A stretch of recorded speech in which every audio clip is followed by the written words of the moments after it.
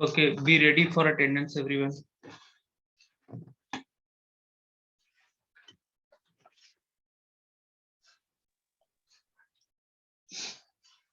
Roll number 5, Vikram Pathak, 2019 MMB 5. Present, sir. 19 MMB 7, Mohammad Shahrukh. Roll number 8. Roll number 9, Kapil Chaudhary. Roll number 10, 11. Roll number 12, 2019 MMB 12, Mohit Saraswat. Present, sir. 19 MMB 13, Sabir Khan. Present, sir. 19 MMB 16, Mohammad Ubada. Yes, sir. 16. 19 MMB 17, Rahil Hassan Khan. 19 MMB 18, Vimal Raghav. 19 MMB 19, Farhan Ansari. Present, sir. 19 MMB 20, Mohammad Faryad. 19 MMB 21, Puneet Singh. Present, sir. 19 MMB 22, Rohit Kumar. 19 MMB 23, Gauri Shankar. 19 MMB 24, Trivendra Singh. 19 MMB 25, Dhiresh Kumar. Present, sir. 19 MMB 26, Varun Sharma.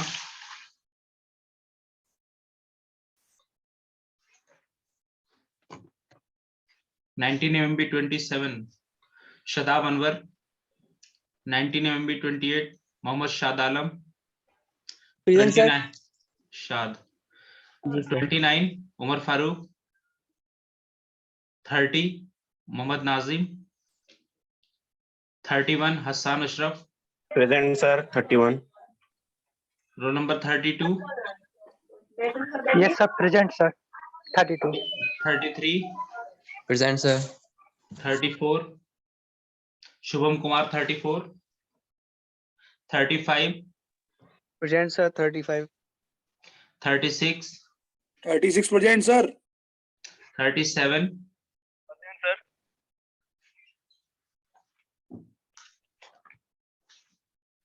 Roll number 40, Prashant Kumar Chauhan. 41, Niaz. Present, sir. 41. 43, Tausif. 44, Karan. 47, Manish Kumar. 48, Afnan. 50, Yogesh Kumar Meena. 51, Kunal Agrawal. 52, Keshav Kaushik. 54, Parag Varshne. Yes, sir. 57, Mansaf. 58, Mohammad Afsar Faruqi. 59, Mohammad Asif. 60, Mohammad Akib. 2018 MMB 11, Pawan Kumar. Present, sir. Pawan Kumar. 18 MMB 19, Mohammad Shadab.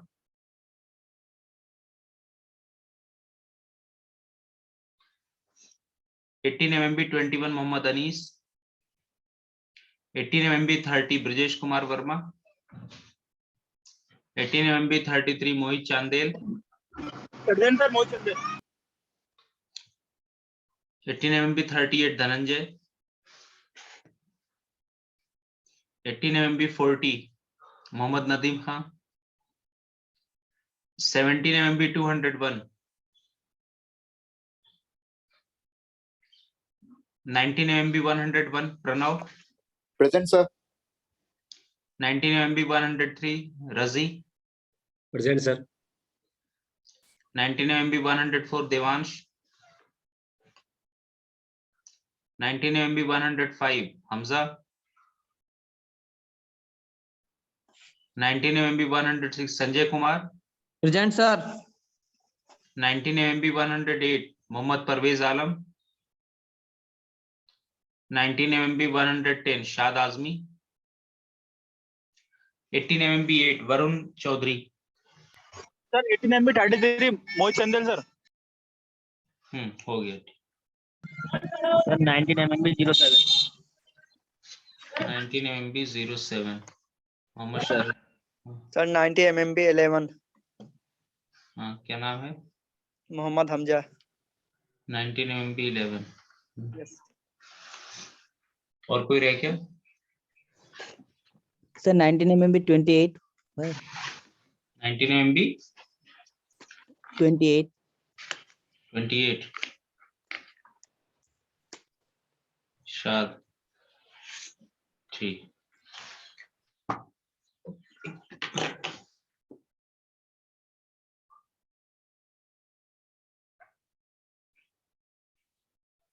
देखिए regular रहे class में, क्योंकि online class में attendance को भी एक evaluation का criteria बनाऊंगा मैं। ठीक है, तो जो रेगुलर अटेंडेंस नहीं, मैं क्लास में पार्टिसिपेशन और ये अटेंडेंस मार्क में करता हूं। अगर आप ये सोच रहे हैं कि स्नैपशॉट भेज दिया और तो फाइनल आप जो मार्क्स अलॉट करूंगा वो मैं असाइनमेंट के अलावा इस पे भी देखूंगा कि आप कितने सिंसियर हैं क्लास में। ठीक है,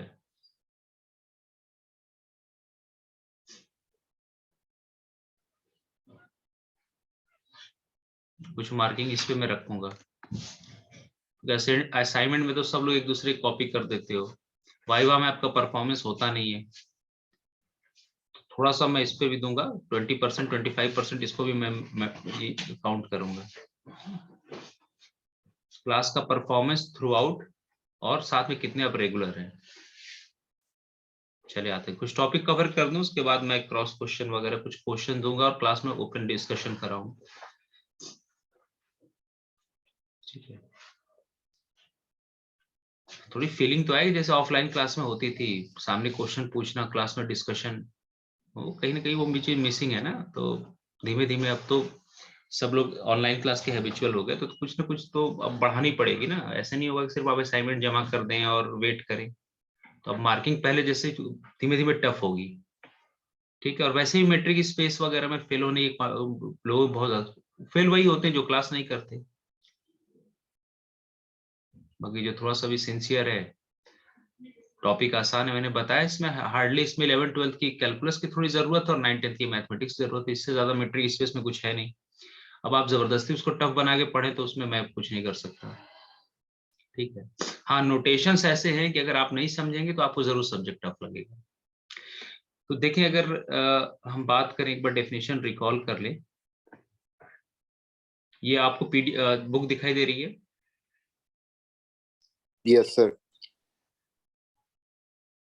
कभी कभी वो शेयर वाला ऑप्शन भूल जाता हूँ ना, तो वो विजिबल नहीं होता। Anyway, look at definition of metric space once again. So as per definition, suppose X is a non-empty set. X is a non-empty set. So a real valued function D from X cross X to R is said to be a metric. है ना, इस function को हम metric कब कहेंगे? Real valued, what values it is taking? Real. If first condition m1 is d of xy is greater than equal to 0 for all xy belonging to X, d of xy, so here X is simply a set. X is simply a set, non-empty set. So metric can be defined on any set, any non-empty set. I am discussing here non-trivial cases. So d of xy equal to 0 if and only if x equal to y, d of xy equal to d of yx for all xy belonging to X, and d of xy is less than equal to d of xz plus d of zy for all xy z belonging to X, or just fix xy and vary z. Whatever xy you are choosing, vary z. So it is, one can also write in this way. So this is called as triangle inequality. Third condition is called as symmetry. So once your real valued function d satisfies all these four conditions, then we will say that this real valued function d is a metric on the set X, is a metric on a set X, and X together with d is called metric space. ठीक है, तो अभी अब last class में अगर हम बात करें तो हमने क्या देखा? फंक्शन जैसे चलते हैं उस एग्जांपल पे, सीक्वेंस का स्पेस देखा था, है ना। जैसे L इंफिनिटी देखें, small L infinity, this is space of all bounded sequences of real और कॉम्प्लेक्स नंबर। तो कलेक्शन, वो सेट तो किसी भी चीज का हो सकता है ना। सेट तो चाहे वो सीक्वेंस का कलेक्शन हो सेटिस्फाइंग सम कंडीशंस, या फंक्शंस का कलेक्शन हो, बाउंडेड फंक्शंस में भी कैसे बाउंडेड फंक्शंस, कंटिन्यूअस फंक्शंस, तो कोई भी आप कलेक्शन लेके उस पे आप मेट्रिक डिफाइन कर सकते हो, ठीक ना। कोई रियल वैल्यूड फंक्शन लेके चेक करेंगे वेदर दैट इज मेट्रिक और not. So till now we have seen that D infinity of xy given by supremum of mod of xn absolute value of xn minus yn for n varying from 1 to infinity. This is going to form a metric on this space small l infinity. So remember, small l infinity is the standard notation for space of all bounded sequences of real or complex numbers, and l infinity together with d infinity. D infinity is just a notation used for this metric, ठीक है ना. d infinity ये जब भी supremum आ जाता है तो वहां पे हम देखते हैं इसको नोटेशन दे देते हैं d infinity, ठीक है. सेकेंड देखा, यहां पे आपने लिया space of all sequences of real और कॉम्प्लेक्स नंबर्स, और यहाँ पे ये चेक किया था लास्ट क्लास में कि मेट्रिक होगा. अब अगले एग्जांपल पे चलते हैं. तो सबसे पहले कोई चीज अगर डिफाइन है तो ये देखेंगे कि आई मीन दे रखा है तो पहले ये भी चेक करेंगे वो sense, whether it will make sense और नॉट. यहाँ देखो, नेक्स्ट एग्जांपल पढ़ें. अब देखो, एक suppose p is any real number satisfying this condition, 1 is less than equal to p is less than infinity. Now consider the space LP of all sequences of real or complex numbers satisfying this condition. So in general, one can define small lp as collection of all those sequences xn, collection of all those sequences xn, such that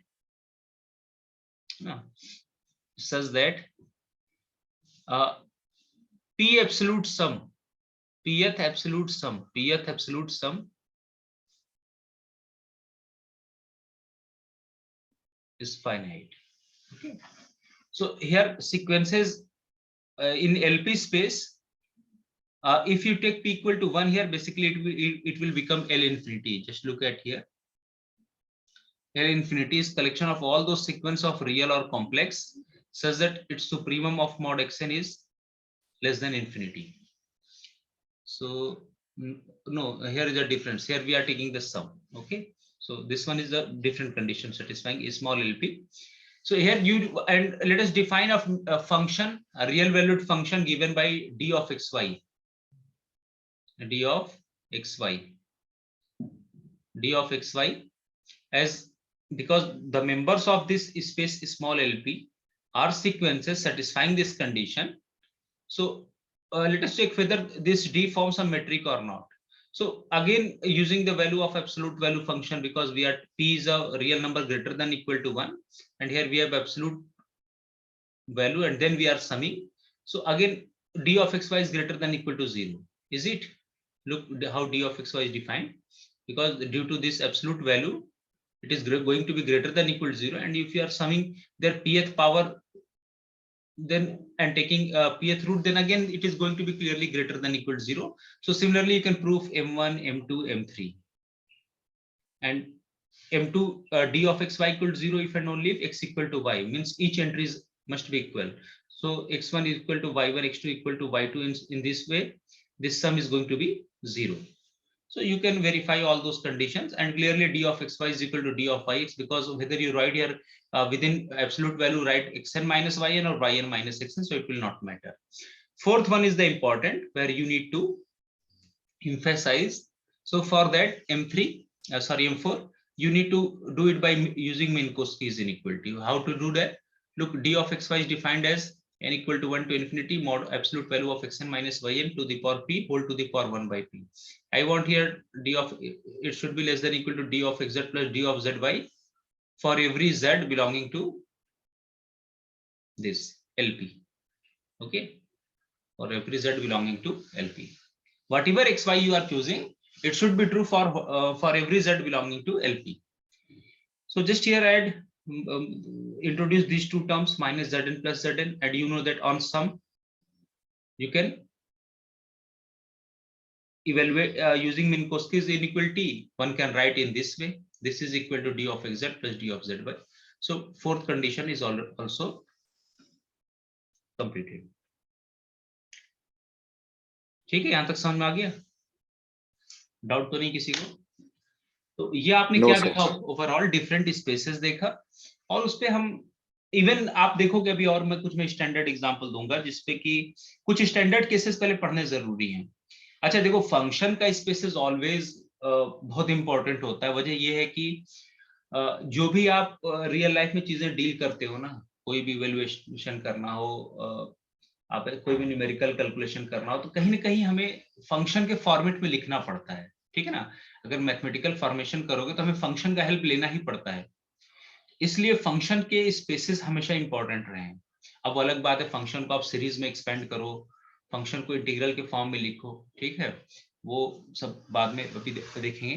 तो यहाँ पे देखिए पहला आपका क्या collection है, let B A B the space of all bounded real valued functions, bounded word है यहाँ पे ना, defined on a closed interval AB, that is this notation BAB, B stands for space of all bounded real value functions defined on closed interval AB. It contains all those collection, all those f which are defined from closed interval AB to R and satisfying mod of f is less than equal to k for all t belonging to AB. इसका function का domain क्या है, closed interval AB, and it is defined on closed interval AB and bounded, ठीक है। Continuous ऐसा कहीं नहीं लिखा हुआ, सिर्फ इतना दे रखा है बाउंडेड है। तो बाउंडेड फंक्शंस के स्पेसेस पे अगर मैं कहूं कि सेट्स के मेंबर क्या है, तो आप कहोगे सेट्स के मेंबर फंक्शंस हैं जो बाउंडेड है। तो हमने बेसिकली बाउंडेड फंक्शंस का कलेक्शन लिया है, ठीक है ना, बाउंडेड फंक्शंस का कलेक्शन लिया है। तो इस पे मैं एक मेट्रिक आई मीन एक रियल वैल्यूड फंक्शन डिफाइन कर रहा हूं, जिसे हम बाद में प्रूव करेंगे।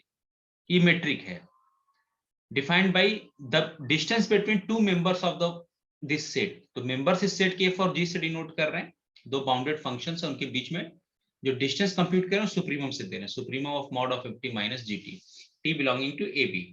तो आप देख सकते हो ये एब्सोल्यूट वैल्यू और सुप्रीमम का डेफिनेशन यूज करके क्लियरली प्रूव कर सकते हैं कि मेट्रिक फंक्शन, जैसे पहला दोगे ना, absolute value of f of t minus g of t। देखो ये तो जो भी t चाहे जहां भी वेरी करे, आई मीन क्योंकि डिफाइंड है, तो जो भी आप टी, ये ऑलवेज क्या होगा, ग्रेटर देन इक्वल टू। देखो ये ऐसे है, जैसे एट अ टाइम टी रखोगे ना, मान लो कि जैसे मेरे पास है F of T equal to T square है, फंक्शन सपोज किया, तो एफ ऑफ 2 कितना हो जाएगा 4। तो जैसे ही आप टी की कोई वैल्यू दोगे ना, वो रियल नंबर हो जाएगा। जैसे कोई वैल्यू रखोगे तो whatever T you will choose here, F T minus G T, it's absolute value is going to be greater than equal to 0, ठीक है, क्लियर हुआ। और ये अगर इस सेट में यहाँ पे ऐसे ये छुपा होता है, इस तरह आप लगा लो, तो अगर ये हर एक वैल्यू, ये mod of T minus G T greater than equal to 0 है, तो इसका सुप्रीमम भी क्या होगा, greater than equal to 0। So clearly D of F G is greater than equal to, supremum क्या होता है। अच्छा सुप्रीमम वेल डिफाइंड है कि नहीं भाई, supremum is, yes sir. Supremum कैसे डिफाइन करते हैं, रियल एनालिसिस पढ़ा चुका हूं ना ये सब चीजें। सुप्रीमम किसी सेट का कैसे निकालते हैं,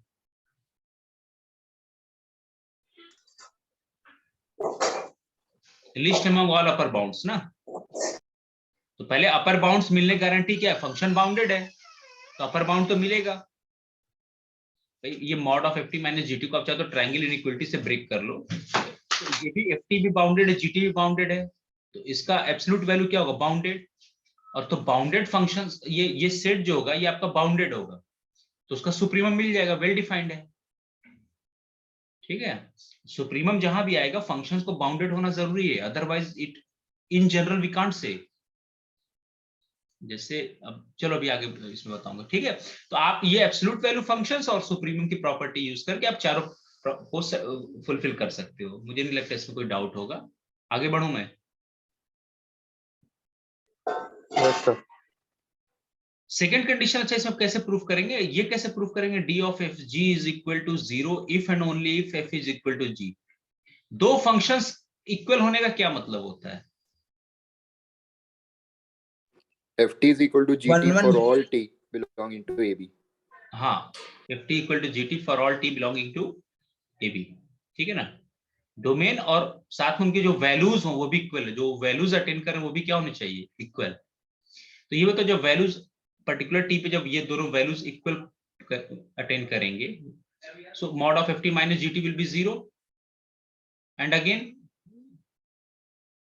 so this one is again going to be 0, and D of F G कब जीरो होगा? When supremum of mod of F T minus G T is going to be zero. तो supremum क्या होता है? Least among all upper bounds, है ना? So this implies F T minus G T has to B equal to zero. तो वहां से क्या आ जाएगा? F equal to ji.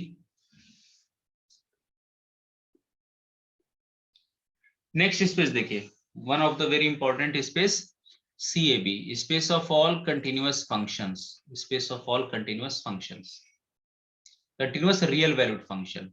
I mean जो कलेक्शन है CAB में कैसे फंक्शंस का कलेक्शन है, इसको इस तरह भी लिख सकते हैं, लैंग्वेज के फॉर्म में भी लिख सकते हैं। F where F is defined from closed interval AB to R and with what property? That F is continuous. F is continuous. इससे पहले वाला वो बाउंडेड फंक्शंस का कलेक्शन था। Bounded functions can be continuous may or may not be continuous। जैसे box x ले लो ना, f(x) equal to box x on closed interval 0-3, greatest integer function on मान लो 0-2-0-3 ले लो। ये फंक्शन बाउंडेड तो है बट नॉट कंटिन्यूअस। इसे बहुत से आप बना सकते हो। इस तरह के मेंबर्स है इसमें, ठीक है? यहाँ देखो, let CAB be the space of all continuous real valued function defined on AB. For any FG belong to CAB, we define the real valued functions. अब इसमें मैं दो मेट्रिक डिफाइन कर रहे हैं और देखेंगे कि दोनों का अपना यूज है। प्रैक्टिकल में भी, रियल लाइफ में भी दोनों फंक्शंस का अपना अलग अलग यूज है। एनीवे, ये हालांकि कि मैंने बताया था किसी भी स्पेस पे आप एक से ज्यादा मेट्रिक डिफाइन कर सकते हो, है ना? In fact you can define infinite number of metric spaces, but let us look at two standard metrics, these real valued functions, and later on we will see that both are going to form metric on CAB. एक तो ये दिया है d infinity fg as maximum of mod ft minus gt। ये बताओ पहले ये sense बनाएगा maximum of mod of ft minus gt? Real analysis में मैंने आपको मैक्सिमम और सुप्रीमम में डिफरेंस बताया था।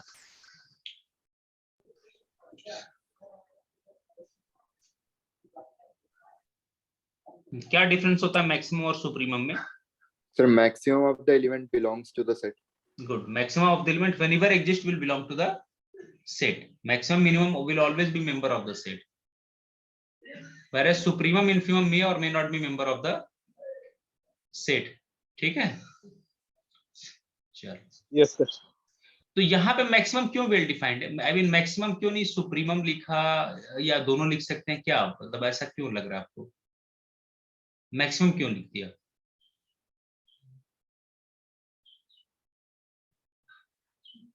Sir, unbounded function हो जाएगा इसलिए। देखो, अब आप लोग रियल एनालिसिस में, मैंने आपको, अच्छा एक बात बताएं, हम मैक्सिमम या सुप्रीमम ये लिख कैसे दिया? अनलेस ये गारंटी ना हो कि आप मैक्सिमम मिनिमम हमेशा एग्जिस्ट करेगा। मैक्सिमम की चलो बात कर रहे हैं, मैक्सिमम एग्जिस्ट, ये कैसे क्लेम करोगे कि मैक्सिमम ऑलवेज एग्जिस्ट करेगा? कोई ऐसा रिजल्ट?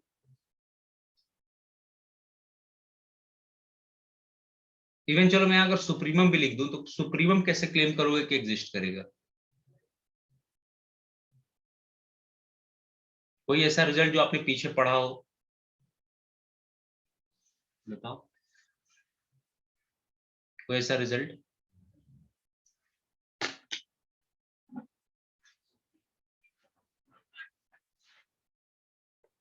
सोचे इस पे।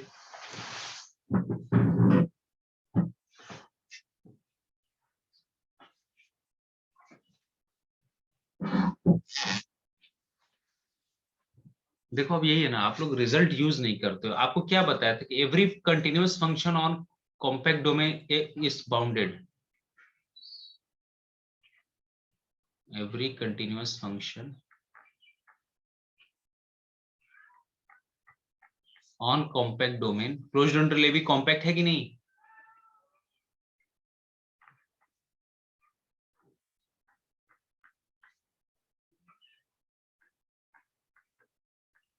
अब यहाँ बाउंडेड लिखने की जरूरत नहीं है क्योंकि आपका डोमेन क्या है? कॉम्पैक्ट है। ये जो क्लोज्ड इंटरवल ए बी है ये आपका कॉम्पैक्ट है, और फंक्शन कंटिन्यूअस है। फंक्शन क्या है? कंटिन्यूअस है। तो कंटिन्यूअस फंक्शन कॉम्पैक्ट डोमेन पे ऑलवेज बाउंडेड होता है। तो जब बाउंड मिल गया तो सुप्रीमम ऑलवेज मिलेगा। ठीक है? So this is the reason why it is well defined. बाद में आप देखोगे CAB अभी हम आगे पढ़ेंगे कंप्लीट स्पेस होता है, वो अभी मैं बाद में उसको मैं यहाँ लाना नहीं चाहता उस पॉइंट को एडिट, अभी सिर्फ मुझे मेट्रिक प्रूफ करना है कि ये फंक्शन जो है मेट्रिक है। अच्छा, दूसरा इंटीग्रल मेट्रिक, इसे इंटीग्रल मेट्रिक कहते हैं। ये d1 ऑफ xy, दो फंक्शन के बीच का डिफरेंस मैं a to b absolute value of ft minus gt इससे दे रहा हूं, तो प्रूफ करेंगे ये दोनों फंक्शंस जो हैं वो मेट्रिक हैं इस सेट पे CAB पे, ठीक है ना। अब जैसे ये भी कह सकते हैं कि सर आपने यहाँ पे क्लोज्ड इंटरवल AB क्यों लिया, ओपन इंटरवल AB लेते तो, अच्छा वो चाहे क्लोज्ड इंटरवल 0-1 ले लो या क्लोज्ड इंटरवल AB, कोई फर्क नहीं पड़ता, क्योंकि वो चाहे 0-1 पे डिफाइंड हो, 0-1 से हम AB जा सकते हैं ना, तो देखो कभी कभी वहां 0-1 कर लेंगे या 0-2 कोई इंटरवल या AB की कोई वैल्यू दे दो। तो यहाँ जैसे आपने कोई x लिया तो इसके साथ कंपोजिशन ले लेंगे, x लिया तो अब ये 0 को a पे जाना है, इसका मतलब a ऐड कर दो और b माइनस ए मैक्सिमम होगा, और x अगर 0-1 के बीच में तो यहाँ x कर लो। अब देखो चाहे तो रख के देख लो, ये मैपिंग लगोगे ना, f of x equal to a plus b minus A X, f of x is equal to a plus b minus A X, इसके साथ कंपोज करोगे क्लोज्ड इंटरवल 0-1 को, तो वो आप AB पे आ जाएगा। तो आप चाहे वो होम्योमॉर्फिक होते हैं, चाहे आप 0-1 पे बात करो चाहे AB पे बात करो, कोई फर्क नहीं पड़ता, क्योंकि देखो अगर a की वैल्यू मैं 0 रख दूं, जैसे x की वैल्यू 0 लो, यहाँ पे x की वैल्यू अगर आप 0 रखोगे तो यहाँ क्या आ जाएगा a, क्योंकि ये तो x 0 हो जाएगा, a हो गया, तो 0 किस पे मैप कर गया, a पे, ये लीनियर मैप है। और अगर x की वैल्यू यहाँ 1 रखो तो यहाँ पे मिल जाएगा आपको b मिल जाएगा, क्योंकि ये वाला टर्म 0 हो जाएगा, a है ना, x की वैल्यू अगर 1 रखोगे तो a माइनस से कट जाएगा और यहाँ पे क्या मिल जाएगा, b की वैल्यू 1 होगी तो x मिल गया, तो 1 b पे मैप कर रहा है, 0 a पे। उसी तरह x अगर 0-1 के बीच में होगा तो ab के बीच में रखेगा, ठीक है। तो इसके साथ कंपोजिशन लेकर, तो आप चाहे इन प्रॉपर्टीज को C01 पे पढ़ो चाहे CAB पे, कोई फर्क नहीं पड़ता। एनीवे, तो सबसे इंपॉर्टेंट पॉइंट बताया कि every continuous function on compact domain is always bounded, इसी वजह से यहाँ सुप्रीमम या मैक्सिमम, सुप्रीमम ऑलवेज एग्जिस्ट करेगा, मैक्सिमम के लिए वो अब देखेंगे वो इसी का मेंबर होगा, ठीक है, क्योंकि CAB एक्चुअली क्लोज्ड स्पेस होता है, ये कंप्लीट होता है, कंप्लीट स्पेस क्लोज्ड होते हैं, तो चाहे मैक्सिमम लिखो चाहे उससे कोई फर्क नहीं पड़ता supremum. Second, d1 of xy equal to a to b mod of ft minus gt, ये कैसे सेंस बनाएगा, आप ये कैसे क्लेम कर सकते हो कि हर फंक्शन का मैं इंटीग्रेशन निकाल सकता हूं, एनीवन, हर एक फंक्शन का इंटीग्रल निकाल सकते हैं क्या आप, मेरी आवाज आ रही है? Yes sir. Yes sir. यहाँ फंक्शन जो आपका कंटिन्यूअस है, और आपने पढ़ा है कंटिन्यूअस फंक्शन क्या होता है, रीमान इंटीग्रेबल, आपका स्पेस क्या है, कंटिन्यूअस फंक्शन का है, तो इंटीग्रल यहाँ गारंटीड है, इस वजह से इंटीग्रल बात करो। हो सकता है कोई ऐसा फंक्शन जिसका इंटीग्रेशन नहीं निकाल पाए, लेकिन आपका जो स्पेस है वो space of all continuous real valued function है, और आप जानते हो ना every continuous function is Riemann integrable. Yes sir. Riemann और लिबेक पढ़ा होगा ना, इससे पहले वाले सेमेस्टर में पढ़ाया गया होगा ना रीमान इंटीग्रल। रीमान इंटीग्रेशन के लिए क्या होता है, अभी अपर डार्बोसम लोअर डार्बोसम जब इक्वल होते हैं तो रीमान इंटीग्रेबल होता है फंक्शन। क्यों, रियल एनालिसिस आप लोगों को TRF पढ़ा दिया गया ना, theory of real functions, class ही नहीं लिया होगा आपने हाँ, ऑनलाइन, सर अभी शुरू हुआ है। मैं मान ही नहीं सकता, ऑनलाइन लेक्चर्स में आप लोग सो रहे होंगे। चले रीमान इंटीग्रल सर आज function- क्लास है 9:50 से। ठीक है, कंटिन्यूअस फंक्शंस, देखो एक्चुअली डिफरेंट मेथड है, कुछ फंक्शंस होते हैं जिनको रीमान के मेथड से इंटीग्रेट कर सके, उनकी वैल्यूज निकाल सकते हैं, कुछ रीमान से नहीं निकल सकते तो लिबेक का कॉन्सेप्ट आता है वहां पे, मैं वहां की डिटेल में नहीं जाना चाहता, लेकिन मैं आपको बता दूं ऐसे बहुत से तो कुछ जैसे standard function continuous function always integrate कर सकते हैं, दोस आर कॉल्ड रीमान, मतलब रीमान के टेक्निक से उसका इंटीग्रल निकाल सकते हैं। ऐसे भी फंक्शंस होते हैं जो रीमान से ना निकले और लिबेक के मेथड से, ठीक है। मोनोटोनिक फंक्शन रीमान इंटीग्रेबल होते हैं, ऐसे फंक्शन जिनके फाइनाइट नंबर या काउंटेबल नंबर ऑफ डिसकंटिन्यूटीज हो वो रीमान इंटीग्रेबल होते हैं, तो उन्हीं में से आपका स्पेस क्या है, कंटिन्यूअस रियल वैल्यूड फंक्शन, तो कंटिन्यूअस फंक्शंस ऑलवेज इंटीग्रेबल होते हैं, इवन रीमान मेथड से उसका आप इंटीग्रल निकाल सकते हैं। So this assures you what is that is what written here, where the integral is the Riemann integral which is possible because the function f and g are continuous, क्योंकि f और g आप कहां से ले रहे हो, अपने continuous function के स्पेस से, तो ये मेट्रिक भी वेल डिफाइंड है। तो आपको सबसे पहले आपको ये देखना है वेदर इट मेक सेंस और नॉट, तो यहाँ मैक्सिमम लिख दिया, सुप्रीमम वो भी है क्योंकि आपका कंटिन्यूअस फंक्शन, और कंटिन्यूअस फंक्शन कॉम्पैक्ट डोमेन पे ऑलवेज क्या होता है, बाउंडेड। दूसरा, ये वाले मेट्रिक की बात करें, सपोज की मेट्रिक बना रहा है वो तो ये भी वेल डिफाइंड है। वजह क्यों है? क्योंकि ये फंक्शन एफ और जी क्या कंटिन्यूअस है, तो उनका डिफरेंस भी कंटिन्यूअस होगा, उनका एब्सोल्यूट वैल्यू भी कंटिन्यूअस होगा, and hence they are Riemann integrable. अब आओ, अब देखो, आप जब आपने पढ़ा होगा कि A to B mod F X D X क्या देता है? Area under the graph enclose between A and B. Absolute value ले लिया ना, क्या देते हैं एरिया? जैसे ये बताओ 0 से 2 पाई साइन एक्स कितना होता है? एनीवन? 0 से 2 पाई साइन एक्स कितना होता है?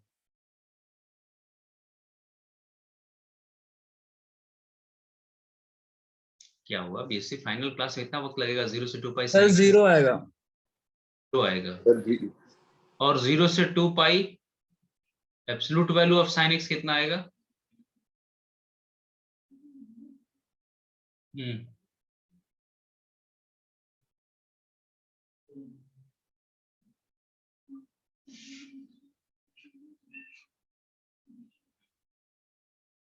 ये है ना साइन एक्स का ग्राफ 0 से 2 पाई में। आप जब एब्सोल्यूट वैल्यू होगा, देखो ये तो ये हो गया, और absolute value of mod sine x में क्या करते हैं? ये ग्राफ प्लस ये 180 डिग्री से ऊपर रिफ्लेक्ट होके आ जाएगा, तो ये हो जाएगा, है ना? ये absolute value of mod sine x.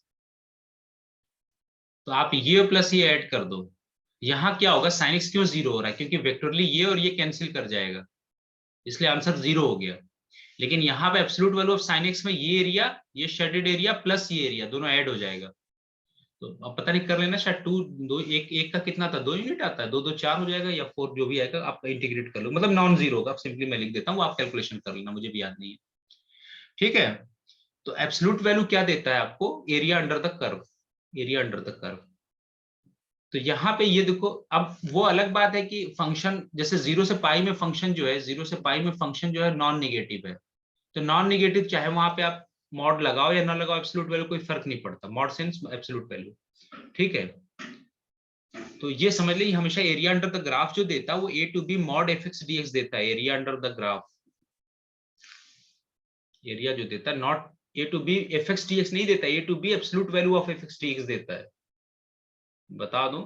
अब वो अलग बात है, अगर एफ एक्स और एक्स एक्सिस के ऊपर है तो चाहे आप एब्सोल्यूट वैल्यू लगाओ ना लगाओ, ऑलवेज वो नॉन निगेटिव है, तो उसका एब्सोल्यूट वैल्यू भी नॉन निगेटिव होगा।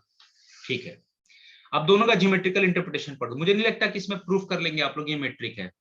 अगेन यहाँ पे भी एब्सोल्यूट वैल्यू की कंडीशन यूज करके, और यहाँ पे भी आप दोनों ये होम असाइनमेंट ले लो, इसे प्रूफ कर लेना कि both are going to form metric on CAB. मैं एक्चुअली ये सब क्यों पढ़ाया जा रहा है, बाद में आप कंप्लीटनेस प्रॉपर्टी पढ़ोगे, ठीक है? तो कंप्लीटनेस प्रॉपर्टी में हम देखेंगे कि सीएबी जो है वो मैक्सिमम मेट्रिक के रेस्पेक्ट में तो कंप्लीट है, लेकिन इंटीग्रल मेट्रिक के रेस्पेक्ट में कंप्लीट नहीं है। तो उसके इंट्रोडक्शन के लिए अभी बेसिक आइडिया दिया कि इस तरह मेट्रिक डिफाइन करते हैं। मैक्सिमम मेट्रिक से भी और इंटीग्रल मेट्रिक, दो तरह के मेट्रिक हमने, इन दोनों के रेस्पेक्ट में कई प्रॉपर्टीज पढ़ेंगे और दोनों में डिफरेंस देखेंगे। अच्छा, दोनों वेल डिफाइंड है, क्योंकि पहला वाला जो है वो कंटिन्यूअस फंक्शन है, so continuous function on any compact domain is bounded, so supremum or maximum is well defined here. Second में ये इंटीग्रल क्यों वेल डिफाइंड है? क्योंकि ft and gt are continuous, so they are Riemann integrable, their difference is going to be again continuous, they are Riemann integrable। ठीक ना? अब आते हैं इनके ज्योमेट्रिकल इंटरप्रिटेशन पे। तो देखो क्या कहता है ज्योमेट्रिकल इंटरप्रिटेशन, कि सपोज किया कि किस ये a से b में कोई भी एट अ टाइम कोई भी t, कोई भी पॉइंट देखो, कोई भी t फिक्स कर लो। तो जैसे ही आपको फंक्शन कोई दे रखा है ना, जैसे मान लो f of t is equal to दे रखा है t क्यूब, और जैसे t को आपने कोई पर्टिकुलर वैल्यूज दिया तो ये रियल नंबर हो जाएगा। जैसे मान लो f को मैंने 3 दिया, ये 27 हो गया, एक रियल वैल्यूज ले लिया। तो जैसे आपने t फिक्स किया ना, और ये सपोज करो f का ग्राफ है, कंटिन्यूअस है, तो ग्राफ में ब्रेक कहीं होगा नहीं, ये f का ग्राफ है और ये फंक्शन g है। तो अगर आपको ये वो बता रहा है कि ft minus G T, supremum of ft minus G T का क्या है, तो हर एक t पे ये जो आप लिख रहे हो ना, mod of ft minus G T, mod of ft minus g of t, जो पहला मेट्रिक है जिसमें बाद में मैक्सिमम लगाए हो या सुप्रीमम जो भी लगा रहे हो, ft minus G T, where t belongs to ab, t belongs to closed interval ab। तो एट अ टाइम कोई एक t फिक्स कर लो, कोई एक t फिक्स करेंगे, तो ये भी एक रियल वैल्यू, ये भी रियल वैल्यू, दोनों का डिफरेंस रियल। तो ये जो F T minus G T, basically मान लो जैसे मैंने ये पॉइंट फिक्स किया, तो एफ और जी के बीच में ये वर्टिकल डिस्टेंस आ गया, F T minus G T आपका ये वर्टिकल डिफरेंस देगा। यहाँ पे टी फिक्स किया तो ये वर्टिकल डिफरेंस देगा, तो इन सारे वर्टिकल डिफरेंसेस में, इन सारे वर्टिकल बार्स में का मैक्स लगा हुआ है, मतलब जो मैक्सिमम जो डिफरेंस होगा वो उसकी लेंथ आपका मेट्रिक देगा। समझ में आया? देखो, the metric D infinity measures the distance from F to G as the maximum of vertical distances from the points TFT and to TGT on the graphs of F and G respectively. D1 of FG represents, पहले तो ये complete हो गया, यहाँ कोई doubt तो नहीं है? बेसिकली टी आप वेरी कराओगे ना, टी आप ए और बी पे वेरी कराओगे, ये यहाँ पे एज अ सेट है, ये लिखा नहीं जाता, ये एज अ सेट है। टी को वेरी करा के पहले ये डिफरेंस कंप्यूट करके रखोगे और उस सेट का फिर मैक्सिमम आपको लेना है, इसका सेंस ये होता है ना। तो यहाँ पे टी, ठीक है, और कोई डाउट है किसी का? ये ग्राफ वाला थोड़ा रिपीट कर देंगे, डी इंफिनिटी वाला। हाँ बताएं। तो ये रिपीट कर देना थोड़ा। मैंने ये कहा ना कि एक तो ये जो हमने ये जो डिफाइन किया डी इंफिनिटी ऑफ एफ जी, देखो आपको स्पेस ऑफ कंटिन्यूअस फंक्शंस पे भी और आरएन पे भी दोनों जगह हम ये मैक्सिमम मेट्रिक डिफाइन करते हैं, ठीक है। बस फर्क इतना होता है कि यहाँ पे ये जो CAB है, space of all continuous function, इसमें इसका ज्योमेट्रिकल मीनिंग क्या है? क्वेश्चन मेरा ये था कि इसमें इसका ज्योमेट्रिकल मीनिंग क्या है, ft minus G of T.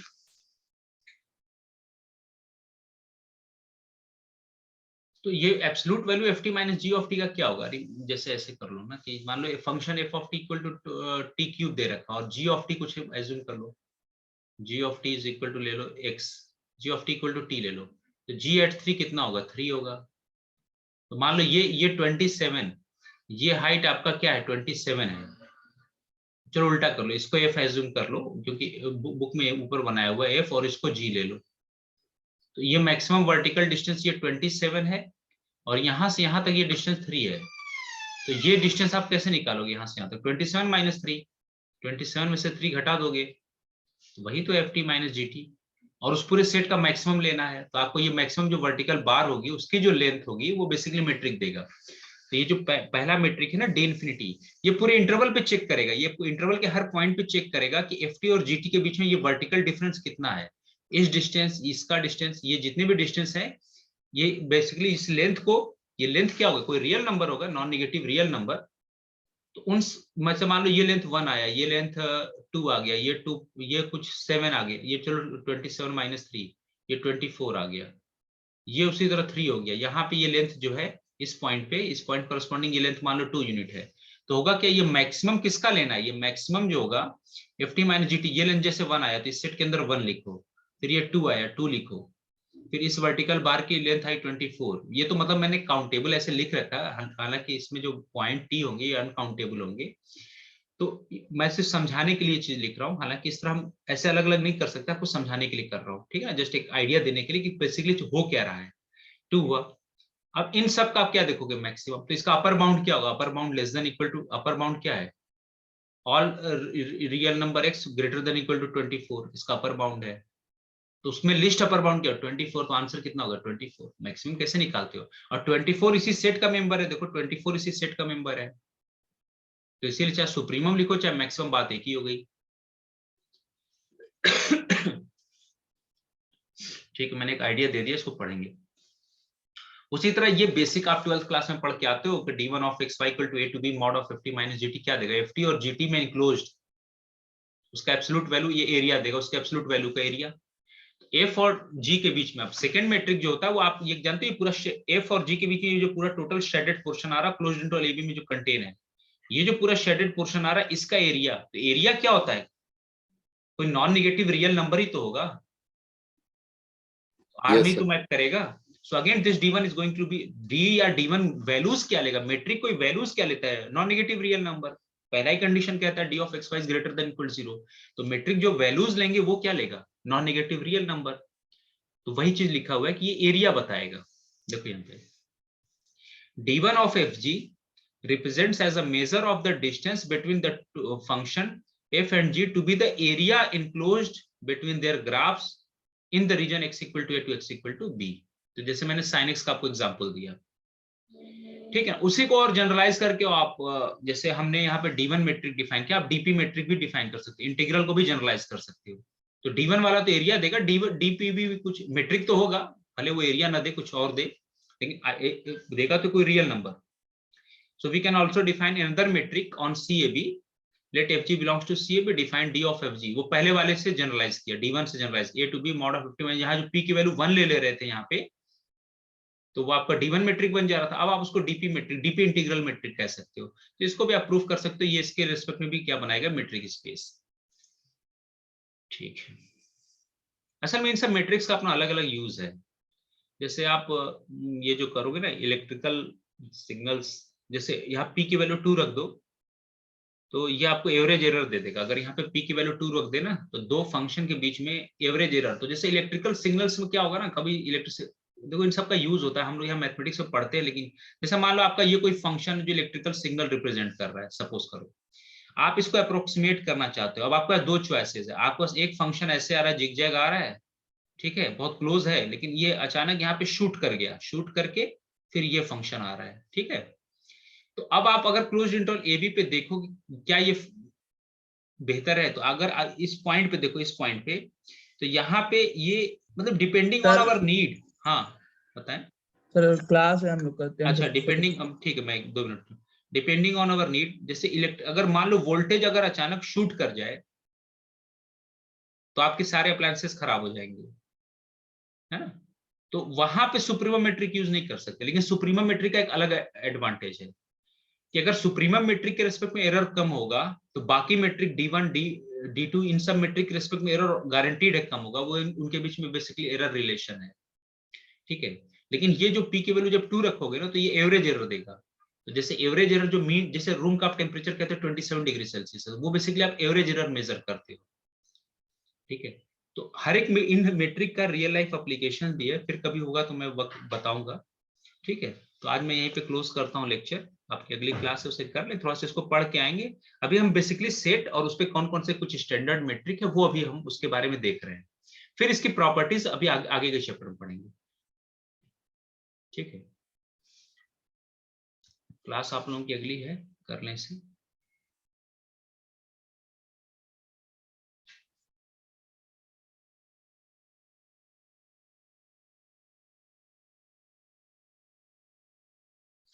ठीक है, आप लोग लीव कर दें।